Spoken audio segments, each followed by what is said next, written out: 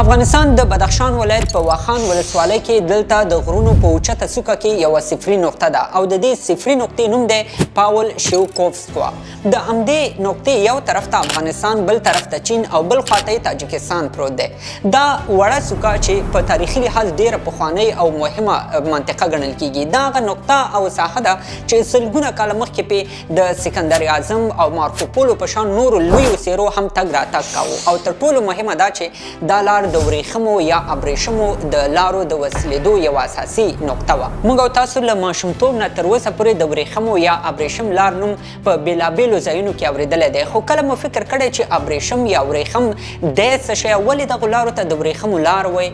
په اصل کې ورېښم یو چینجی دی. تقریبا 500 کاله مخکې چینایانو دا معلومه کړې وه چې له دې چینجي نه ډېر باکیفیته مالوچ جوړیږي او له دغو مالوچو نه دوی کولی شي چې بېلابېل شیان جوړ کړي، لکه د جامو د ګنډلو لپاره یې د رخت په حیث استعمال کړه. له دې مالوچو نه یې د ښه کیفیت کاغذونه او ورقې جوړې کړې چې خط پې ولیکلی شي، او دا په هغه وخت کې د دنیا لپاره یوه لویه لاسته راوړنه هم وه. کله چې له دې شیانو اروپایان او د اسیا نور ملکونه خبر شول، نو د همدې ورېښم لپاره یې له چین سره قراردادونه وکړل او په ډېر لږ وخت کې چین ټولې دنیا ته د همدې ورېښمو یو لوی تجارت شروع کړ. خو چین نور ملکونو ته د خپلو مالونو او ورېښمو د صادرولو لپاره ځمکنیو لارو ته ضرورت درلود، نو په همدې خاطر یې د چین ګرد چاپېره لسګونه لوی لارې جوړې کړلې او له هماغې راهیسې دغو لارو ته د ورېښمو لار یا د سلک روډ نوم ورکول شوی دی. او په دې ټولو لارو کې یوه مهمه لاره د واخان وه.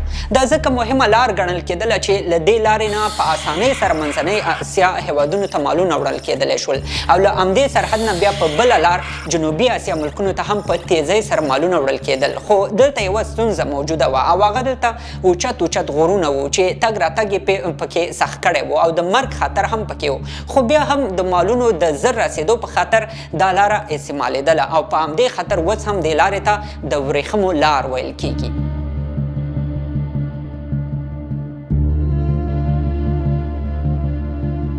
خو پوښتنه دا ده چې د واخان دا لاره په اوس وخت کې د افغانستان لپاره څه اهمیت لري او ولې اوس هم دې ساحې ته ستراتیژیکه ساحه ویل کیږي؟ راځئ نن همدا موضوع راوسپړو او ځان په دې هم پوه کړو چې ولې پاکستان دغه ساحې ته سترګې نیولې دي.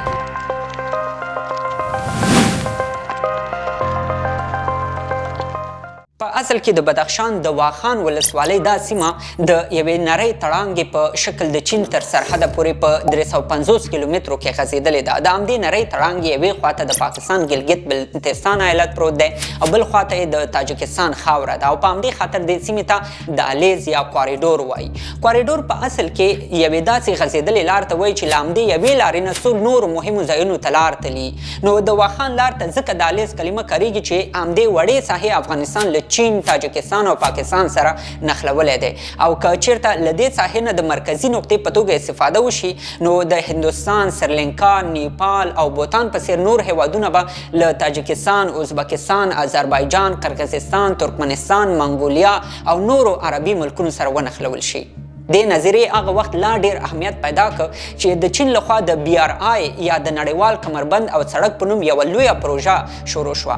دا په اصل کې د هماغې ورېښمو د لسګونو لارو د بیا جوړولو یوه سلسله ده. یعنې دوی غواړي چې له چین نه ټولې دنیا ته د پخوا په شان لارې جوړې کړي. په دې پروژه باندې به چین شاوخوا 1000 میلیارد ډالر مصرف کوي او که چیرته دا لاره جوړه شي او چین په ټولې دنیا ته خپل صادرات او واردات شروع کړي، نو دوی فکر کوي چې په اقتصادي لحاظ به د دنیا تر ټولو قوي ملک شي له دې سره. ځکه د دې پروژې په عملي کېدو سره به 80 نور ملکونه هم د چین تر تاثیر لاندې راشي او د هغو ملکونو د اقتصاد ډیره برخه به هم په همدې لار باندې ولاړی. د همدې BRI یا بیلټ اینډ روډ انیشیټیو د پروژې یوه برخه د CPEC یا د چین پاکستان اقتصادي دهلیز په نوم یادیږي. یعنې د پروژې په دې برخه کې به چین د شینجیانګ ایالت له دې ساحې نه د پاکستان تر ګوادره پورې یوه لار وباسي او له همدې ځای نه به چین خپل سوداګریز مالونه تر عربي هیوادونو، افریقا او د دنیا نور ملکونو پورې په اسانۍ او تیزۍ سره رسولی شي. د دې لارې په جوړېدو سره به یوازې چین ته فایده نه رسیږي بلکې پاکستان ته هم لویه ګټه ده. حتی پاکستان خو سر له اوسه هم له دې پروژې ډېره فایده اخیستې ده. خو تاسو خبر یاستئ چې د CPEC پروژه په پاکستان کې له ډېرو مشکلاتو سره مخ شوې ده. په پاکستان کې اقتصادي او سیاسي بحرانونه، امنیتي ستونزې او نور مالي مشکلات د دې باعث شوي دي چې چین یې د CPEC پروژې ته زړه نازړه کړی دی. اوس نو دلته له چین سره دوه نورې لارې هم موجودې دي. اول دا چې د سیپیک پروژه چې د چین له کوم سرحد نه پاکستان ته راتېرېږي هغه د واخان له دالې سره نښتی دی او که چېرته په پاکستان کې د سیپیک پروژه ناکامیږي نو د چین لپاره یو بل ښه اپشن دا هم دی چې همدا پروژه په لنډ شکل د واخان دهلیز ته راواړئ او له همدې سرحد نه شروع کړي د افغانستان او ایران له لارې تر عربي هیوادونو پورې ورسئ او له هغه ځایه نورې دنیا ته وغځئ. دویمه لاره دا ده چې د همدې سیپیک پروژې یوه برخه د واخان له دهلیز نه په لنډ شکل تېره کړي تاجکستان ته او هلته یې د دنیا له لویې لارې یا BRI سره ونښلئ چې په دې سره به د جنوبي اسیا ملکونه د منځنۍ اسیا ملکونو سره وصل شي او د دنیا ملکونو ترمنځ د تجارت لپاره به یوه بله ګټوره لاره هم پیدا شي او که چېرته دا کار وشي کیدای شي د افغانستان په اقتصاد کې یو انقلابي بدلون راشي او دا ځکه چې افغانستان به له یوې خوا له چین سره وصل شي له بلې خوا به د دنیا تر ټولو لوی پروژې او لاره کې شریک شي. همدارنګه له دې لارې به افغانستان ته د حق العبور لپاره مالیه هم ورکول کیږي او ترڅنګ یې کولی شي چې خپل مالونه د دنیا هر کونج ته ورسوي او د نور ملکونو سره په ډېرې راحتۍ سره لوی لوی تجارتونه هم له همدې لارې شروع کولی شي. نو په همدې خاطر که د افغانستان په مشرۍ او مسؤلیت په دې دوو اپشنونو کې یو هم عملي شي افغانستان ته به یې لویه فایده ورسیږي. خو په دې کې یوه ستونزه ده او هغه ستونزه پاکستان جوړه کړې ده. اصلا د چترال او د تاجکستان ترمنځ دلته یوازې 14 کیلومتره لاره ده او دا لاره د افغانستان او واخان ولسوالۍ حدودو کې راځي. نو پاکستان غواړي چې د همدې 14 کیلومترو په اوږدو کې یو سړک وباسي او ځان تر تاجکستانه پورې ورسوي. له دې لارې دوی غواړي چې د سیپیک سړک په خپله مشرۍ او مسؤلیت د BRI پروژې له نړیوال سړک سره وصل کړي چې له دې سره به پاکستان د دنیا له لوی پروژې سره ونښلول شي. د دنیا لویو مارکیټونو ته به پاکستاني مالونه په اسانۍ سره صادرولی شي او په عین حال کې به له تاجکستان نه د همدې لارې په وسیله برق هم ترلاسه کړي. معنا دا چې که پاکستان چېرته په خپل دې کوشش کې کامیاب شي نو افغانستان ته به هیڅ فایده ونه رسیږي او ټوله ګټه به پاکستان ته لاړه شي. نو په همدې خاطر پاکستان له ډېر وخت راهیسې کوشش کوي چې د افغانستان په حکومتونو باندې فشار واچوي څو لږ تر لږه په دې ځای کې ورته د لارې جوړېدو اجازه ورکړل شي. د حامد کرزي د حکومت د دفتر رئیس څو کاله مخکې ویلي و چې پاکستان به له حامد کرزي نه هر ځل دا غوښتنه کوله چې پاکستان ته اجازه ورکړي چې د واخان له لارې تاجکستان ته سړک جوړ کړي. حتی په 2014 کال کې د پاکستان د هغه وخت صدر اعظم نواز شریف د تاجکستان له ولسمشر سره په دې هم خبرې کړې وې چې د پاکستان له چترال سیمې به تاجکستان پورې یو تونل ووهي چې 40 میلیونه ډالر مصرف به پرې راځي او کله چې دا تونل ووهل شي تاجکستان به د ګوادر له بندر سره ونښلول شي. اوس خو د پاکستان خبریالان، کارپوهان او چارواکي په مستقیم ډول وایي چې پاکستان باید د افغانستان دا خاوره په خپل کنټرول کې ونیسي او قبضه پرې وکړي. अब अगर हम वाखान के ऊपर हमारा कब्जा हो जाए तो हमारा एक ऐसा कनेक्शन वहाँ पे डेवलप होगा कि हम बाई रोड ही ताजिकिस्तान चले जाया करेंगे. ताजिकिस्तान जो है पाकिस्तान हमारे ट्रक्स आने शुरू हो जाएंगे. वो बड़ा करीबी सा रास्ता एक डेवलप हो जाएगा. तो उन्होंने कहा जी वाखान कॉरिडोर जो है वो अब हमने अपने हाथ में रखना है. ठीक, तो उधर थोड़ी बहुत पेशकदमी हो रही है तालिबान को थोड़ा सा कमज़ोर करने के लिए कि ये अब हम इसके ऊपर हमारा कंट्रोल होगा. कंफर्म कर सकता हूँ वो ये है कि अफगान तालिबान का दाखिला वाखान की पट्टी में बंद हो गया और वहाँ पे उनकी जो चौकियाँ थी जितनी भी वो इस वक्त मौजूद नहीं है. और रशिया के दरमियान उस वक्त का एग्रीमेंट था जिसके जरिए ये बफर जोन क्रिएट की गई थी और उससे पहले ये इलाका जो था वाखान का ये पाकिस्तान का ये सब कॉन्टिनेंट का हिस्सा होता था. लेकिन यानी اوس خبره تر دې رسیدلې چې دوی دعوا کوي چې واخان دهلیز په اصل کې د پاکستان ملکیت دی او د دې لپاره دوی دا استدلال راوړي چې افغانستان خو پخوا له چین سره هیڅ سرحد نه لاره او د واخان دغه نری لاره د برتانوي هند په وخت کې د پاکستان ساحه وه. راځئ دا مسله هم په تاریخي لحاظ یو څه راوسپړو. تاسو به د ډیورنډ فرضي کرښې په اړه زموږ مخکینی پروګرام لیدلی. که چا نه یې لیدلی په لاندې ډسکرپشن کې لینک پیدا کولی شئ.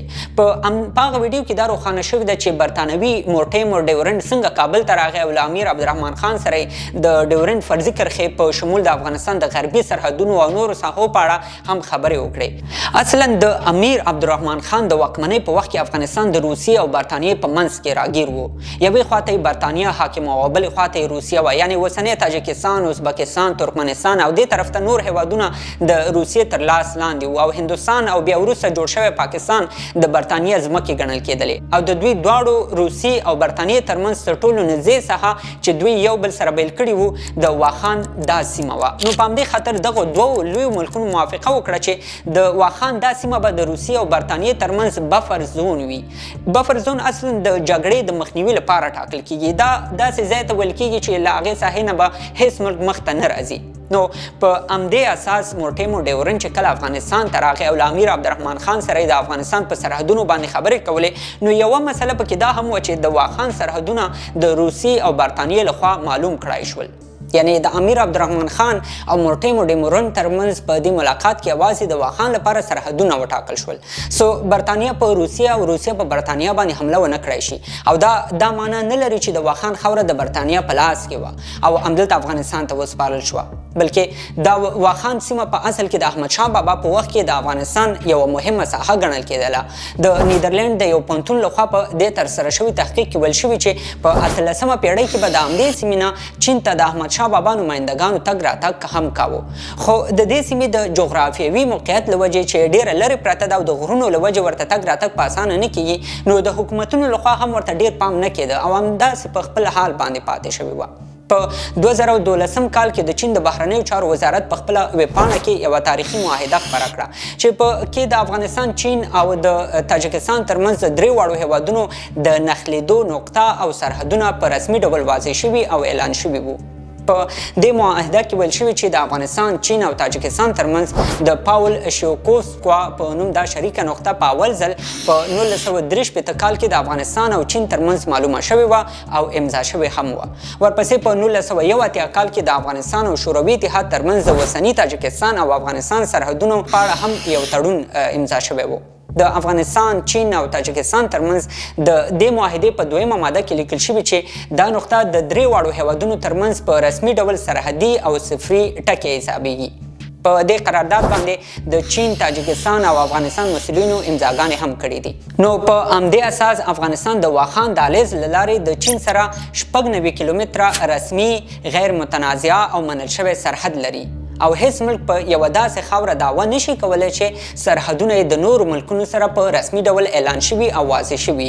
نو د دې ټولو معلوماتو نچوړ دا دی چې واخان د افغانستان یوه ډیره مهمه اقتصادي سیمه او په تاریخي لحاظ ډیره پخوانۍ نقطه ده، او که چیرته حکومتونه ورته پام وکړي دا وړه سیمه کولی شي چې د افغانستان اقتصاد ته لویه ګټه ورسوي.